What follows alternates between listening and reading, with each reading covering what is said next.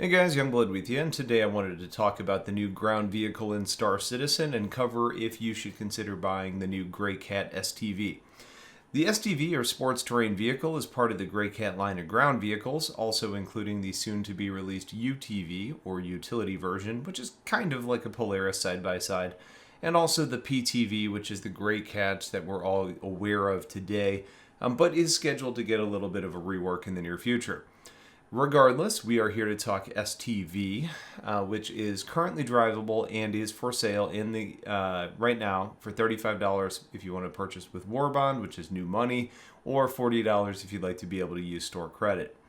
The STV is a two-person vehicle that has an open cabin, so I wouldn't buy this thinking you're going to be protected from temperature or weather, and especially considering the fact that this vehicle doesn't come with any weapons or shields, you're not really in a combat vehicle either, meaning that all in all, you're pretty vulnerable in this craft.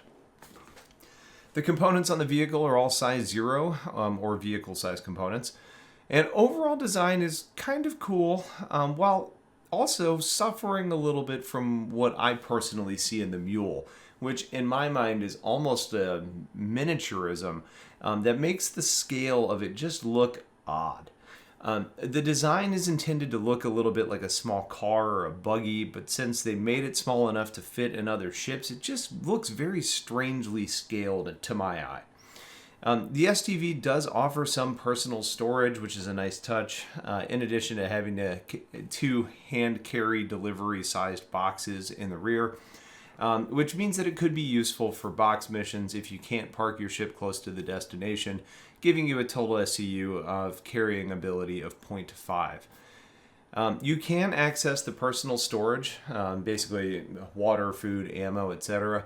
On the left side, you have a little button on the top that will lift the tire hatch where you'll end up in your inventory screen. And it compares in storage to be roughly about half of what a Gladius can bring. So you're not going to be fitting, full suits of armor or larger items in there. It's really just for smaller maintenance stuff. The box storage, though, for those delivery boxes is behind the doors on the bottom button on the left. And you'll see that the doors will retract and the shelf will extend for you to be able to access that section. In addition to storing cargo and personal items, there is a single gun rack on either side of the vehicle designed to carry one long arm weapon, which is a cool idea, but practically, it seems incredibly stupid. You're talking about rocks being kicked up from the tires and doing damage to your weapons, or just dust or exposure to atmosphere. All of those things that are going to be clogging up your weapon and leading to jams if something like that ever gets implemented in the game. That may not be an actual concern within this video game that we're playing, but from just a pure design perspective, just having your weapons slung on the outside doesn't make any sense at all. These probably should have been, kind of weapons racks between the seats, or maybe on the dashboard, or maybe even like a hunting rifle strapped behind your head. But something like this almost on the outside fender doesn't make any sense to me. The dimensions on the STV are 4.21 meters long, 2.77 meters wide, and 2.02 meters tall, which when compared to the Cyclone, which everybody is going to be comparing this to, the Cyclone is much larger. It's 6 meters long, it's 4 meters wide, and it's 2.5 meters tall, which makes it about 30% larger than the STV in every size that matters. The size is mostly a good thing, considering with ground vehicles. It's often a story of what ship can it actually fit in, and a dimension one way or another can prevent you from loading it up, or limit your functionality if you actually can fit it into the ship. In addition, the smaller size also probably means smaller radar signature, which would make it harder to detect and then hit when it's at speed.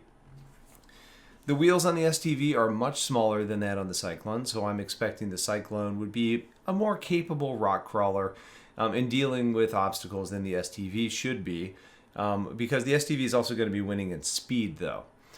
Greycat's boasting best-in-class speed and acceleration, and when you compare the 40 meters per second speed on the STV compared to the 35 meters per second on the Cyclone, it's not wrong. That is comparing the speeds to the base Cyclone, though, and since the RC is faster, that may kind of change your perspective a little bit. But when we're really considering the base model is more of the direct competitor with the ability to carry cargo, that 40 versus 35 favors the STV.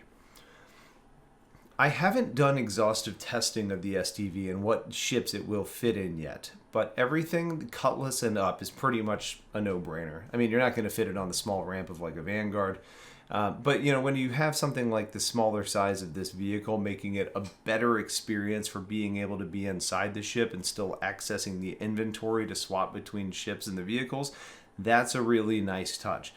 The larger Cyclone tends to get into vehicles and it's hard to access some of that stuff.